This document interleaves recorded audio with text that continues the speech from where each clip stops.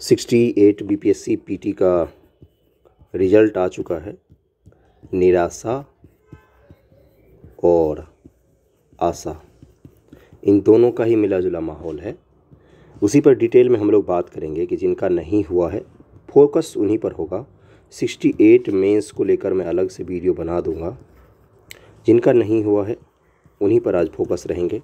थोड़ा प्रचार प्रसार भी करेंगे। प्रचार प्रसार मतलब कुछ बच्चों को गाइड किया तो उनका हुआ है, तो मेरी वजह से नहीं हुआ है, ये इनकी मेहनत है, इन्हीं की मेहनत है। जिनका भी हुआ है, बहुत सारे हैं कमेंट्स और मैसेज हैं जिनको मैं दिखा दूंगा। ये प्रूफ होता है ना कि हाँ सही मैं गाइड कर रहा हूँ या नहीं कर रहा हूँ, क्योंकि रिज़ल्ट ही अल्टीमेट होता है। बिना रिज़ल्ट के कुछ भी नहीं होता है, ये एक सच्चाई होता है। वीडियो अंत तक देखिएगा, काफ़ी कुछ आपको क्लियर हो जाएगा। चैनल पर नहीं तो सब्सक्राइब ज़रूर कीजिएगा। पहले प्रूफ दिखा देता हूँ। कुछ बच्चों का जो हुआ है ये इन्हीं के मेहनत का परिणाम है। मैंने बस दिशा दिखाया था, इनको सही गाइडेंस प्रोवाइड करवाया था।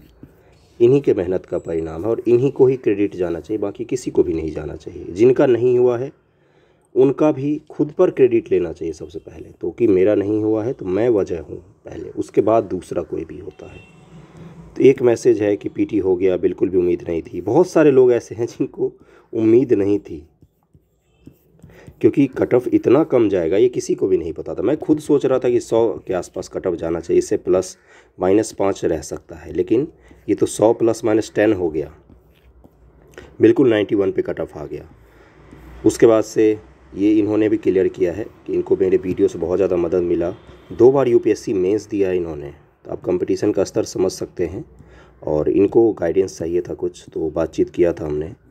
उसके अलावा 68 बीपीएससी पीटी क्लियर हो गया है। हेलो सर, आज ही का सुबह सुबह का मैसेज है ये सब, और ये ग्रुप में ही मैसेज है। ग्रुप में बहुत सारे लोगों ने बोला है, कुछ ही लोगों का मैंने स्क्रीनशॉट लिया है, और भी बहुत सारे लोग हैं जिनका हुआ है। जिनका भी हुआ है उन सभी को कॉन्ग्रेचुलेसन।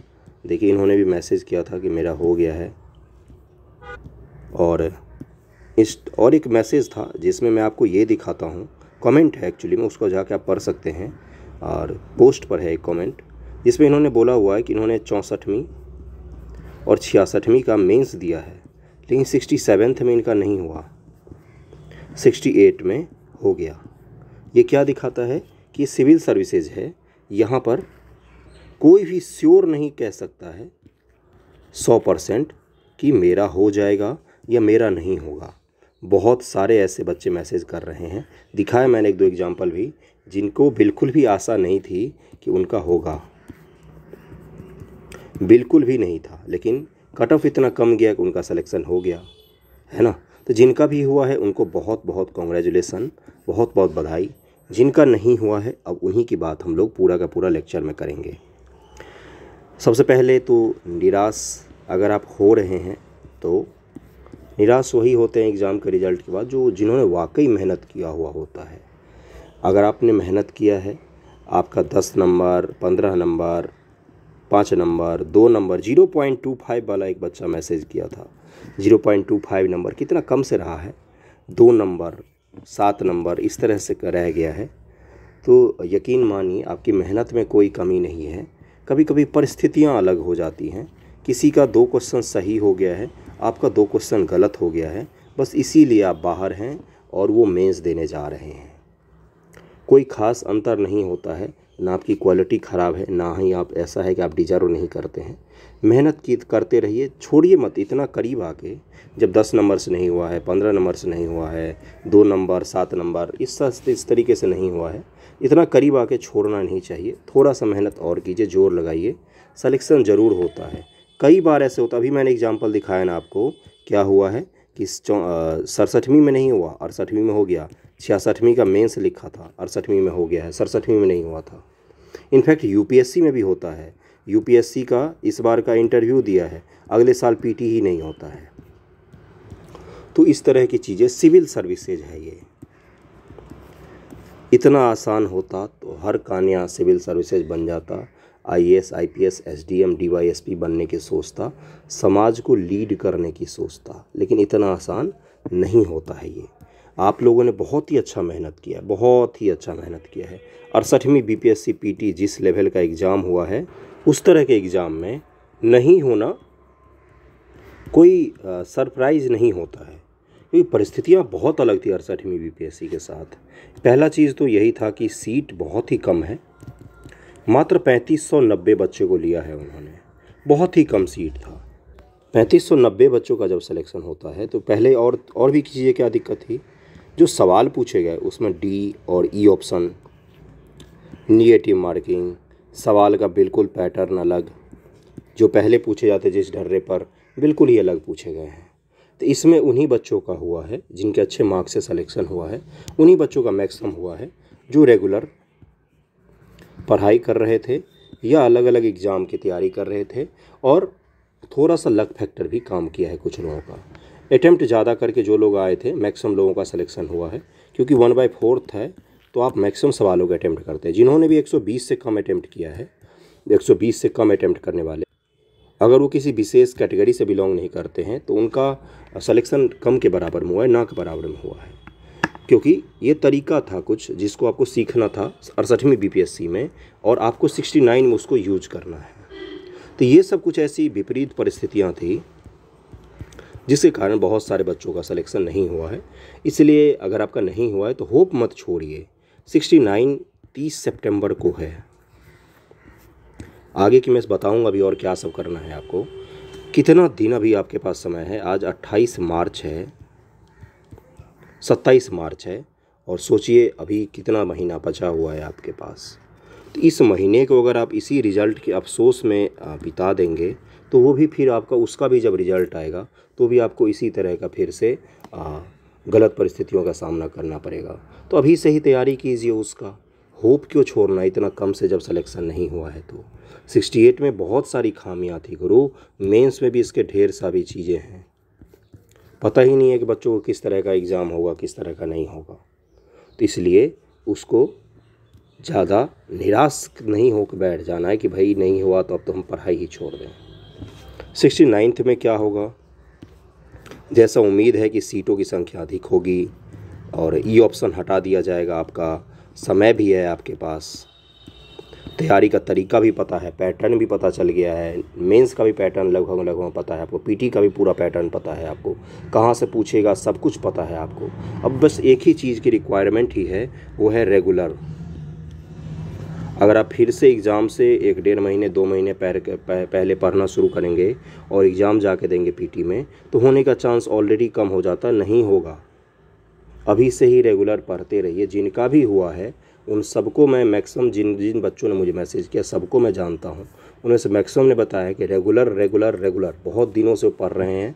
67th कब हुआ था पहला, 8 अप्रैल को हुआ था ना, 8 मई को हुआ था, सॉरी 8 मई को हुआ था, तब से वो एक दिन भी पढ़ाई उन्होंने नहीं छोड़ा है। रेगुलरिटी इतनी ज़्यादा थी उनमें। तो ये मत कीजिए आप, ठीक ना। तो पहली चीज़ इसको ध्यान में रखना है, कितने घंटे पढ़ने हैं, 6 से 8 घंटे भी अगर आप रेगुलर पढ़ रहे हैं, रेगुलर का मतलब होता है रेगुलर पढ़ाई, ऐसा नहीं कि आगे किताब पढ़ाया मन में चल रहा है कि कोई मूवी के किस्से या कोई गाने चल रहे हैं, इस तरह का नहीं होना चाहिए। 6 से 8 घंटे अगर आप कंसंट्रेशन के साथ पढ़ते हैं तो ये इनफ होता है। इनफ का मतलब इनफ होता है सिलेक्शन के लिए आपका। अभी से 6 महीने अगर इतना भी पढ़ लिया आपने, 8 घंटे भी पढ़ लिया, 7 घंटे भी किसी ने पढ़ लिया, 6 घंटे भी पढ़ लिया, रेगुलर बिल्कुल कंसंट्रेशन के साथ जो पढ़ रहे हैं वो पता चल रहा है कि क्या पढ़ रहे हैं, कितना देर पढ़ रहे हैं। ऐसा नहीं होना चाहिए सामने किताब खुली हुई है और आपको पता ही नहीं है, या मोबाइल पर आप पढ़ रहे हैं आपको पता ही नहीं है कि क्या बीत गया, क्या बोल के निकल गया, क्या कौन सा पेज निकल गया। तो उस तरह के अगर आप 6 से 8 घंटे ही पढ़ते हैं, बाकी आपके पास 16 से 17 घंटे पढ़े हैं अपने दिनचर्या करने, घूमने फिरने, गाना मूवी सब के लिए, इतना भी अगर आप पढ़ते हैं तो आपका सिलेक्शन श्योर हो जाता है।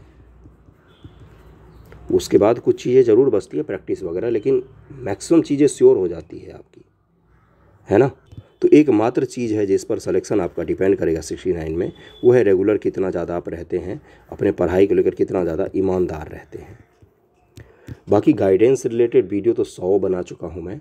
एक चीज़ मुझे आप बताइएगा, जितने लोग भी वीडियो देख रहे हैं उनमें से एक चीज़ मुझे अब बता देंगे तो मैं जान जाऊँगा। जब से 68 का पेपर दे के आए हैं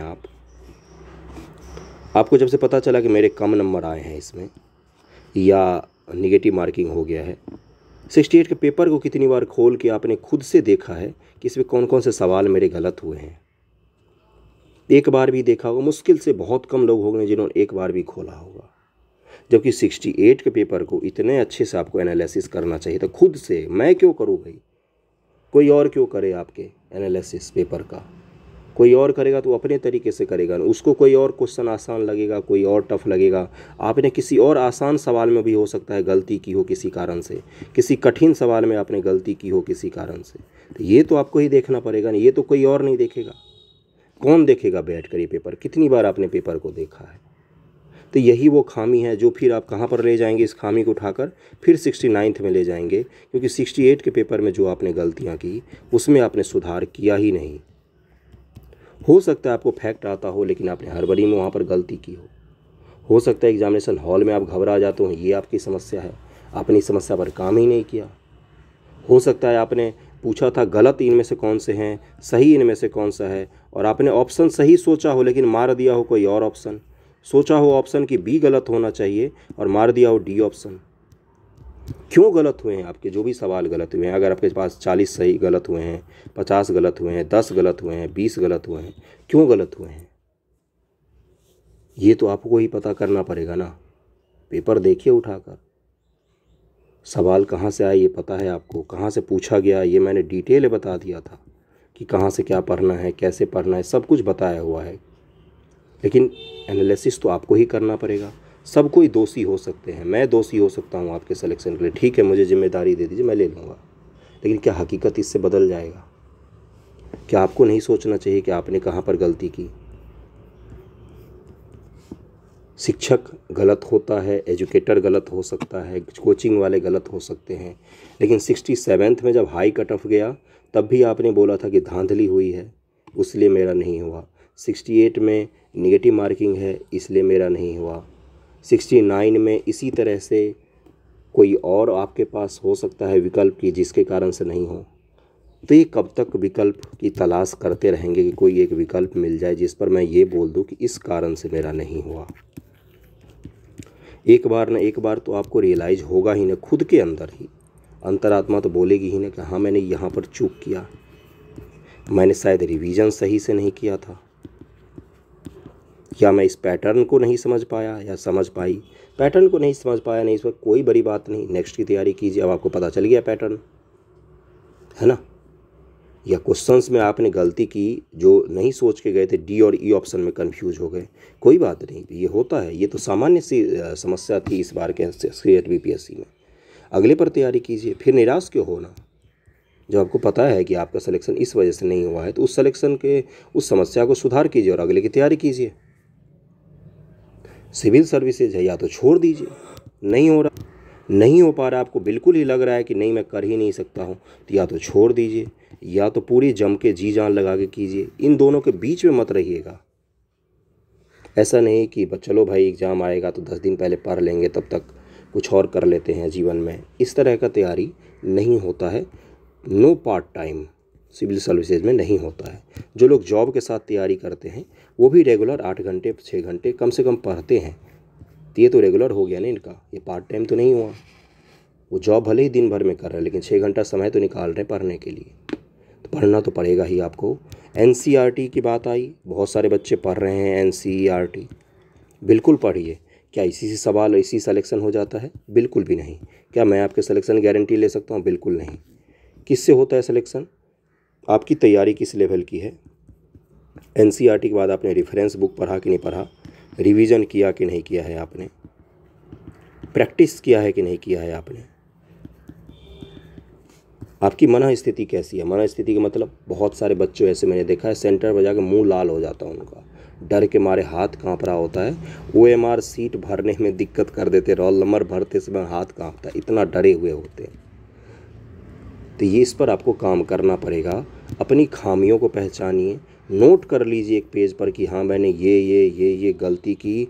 इकोनॉमिक्स में मेरे कितने गलत हुए, पॉलिटी में मेरे कितने गलत हुए, हिस्ट्री में मेरे कितने गलत हुए, क्यों गलत हुए, क्या मुझे आता नहीं था या मैं भूल गया था, कन्फ्यूजन में था, करंट में मेरे क्यों गलत हुए, कहाँ से सवाल आए, क्यों सवाल ऐसे पूछे गए जिसके कारण से मेरा गलत हो गया, कौन से फैक्ट मैंने गलत किए, आंकड़े आधारित या फैक्चुअल आधारित, हिस्ट्री के, पॉलिटी के, ज्योग्राफी के, इकोनॉमी के, किस में मेरे ज़्यादा गलत हुए हैं। उस गलती को दूर करूँगी, रिवीजन करूँगी। रिवीजन की कमी थी तो रिवीजन करूँगा, नोट्स बनाने की कमी हो तो नोट्स बनाऊँगा। अगर लेकिन मुझे निकालना है तो निकालना है, खामियां आपको पता करना ही पड़ेगा। आगे की रणनीति एक ही रणनीति है कि सबसे पहले पीछे जाकर देखिए 68 के पेपर में कि आपके किस किस सब्जेक्ट से कितने सवाल गलत हुए हैं, किस कारण से गलत हुए हैं, कारण क्या है उनका गलत होने का। क्या आपको नहीं आता था, पहली बार सुना है आपने, या फिर बिल्कुल ही ऐसा नील हो गए, या आते हुए आपने गलती कर दी। क्या एग्जामिनेशन हॉल के बाहर आकर आपने उस सवाल को सही ढंग से कर लिया, क्या आपने सवाल बिना पढ़े ही कर दिया, क्या आपको टाइम नहीं मिला। तो ये सब चीज़ें आपको खुद से कैलकुलेट करके एनालिसिस करना पड़ेगा, खुद ही। सबसे अच्छे तरीके से आप ही आपको जानते हैं और कोई भी नहीं जानता है। तो आपका अगर नहीं हुआ है तो निराश मत होइए, 69th पर भी समय है, 6 मंथ से ज़्यादा का समय दिया गया है। 69th के लिए अभी 6 महीने से ज़्यादा का समय है, बहुत ही अच्छा खासा समय है आपके पास। बिल्कुल रणनीति के साथ चलिए। जुलाई तक मेंस की तैयारी बिल्कुल लगन के साथ, मेंस का हर टॉपिक लिख के रख लेना है कॉपी में, आंसर के फॉर्म में इतना लिखना है, पढ़ के। उसके बाद से जुलाई के बाद अगस्त और पूरा सितंबर सिर्फ और सिर्फ MCQ प्रैक्टिस। पहले से ही अगर आप MCQ प्रैक्टिस करते रोज़, अगर आधे घंटे अभी से करना चाहते तो कीजिए, बिल्कुल कीजिए। किताबें सब बता चुका हूँ, कितनी किताबें पर वीडियो बनाऊँ। बस यही रणनीति होती है। उसके बाद फिर एग्ज़ाम देंगे, कॉन्फिडेंस तो अपने आप ही आ जाएगा। जब इतनी अच्छी तैयारी होगी तो घबराहट अपने आप कम हो जाएगी। एग्ज़ाम देंगे, उसका सिलेक्शन होगा। बस यही तो प्रोसेस है। प्रोसेस को फॉलो कीजिए, रिजल्ट ज़रूर होगा।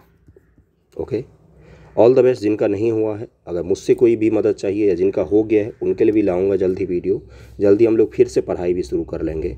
आज सुबह से तो बहुत सारे बच्चों का मैसेज ही आता, उनको समझाने में ही समय चला गया है, तो जल्दी शुरू करते हैं। Okay, thank you so much आप सभी का। निराश मत होइएगा, होप नहीं छोड़ना है, सिलेक्शन ज़रूर होगा, हौसला बनाकर रखिएगा। Okay, thank you.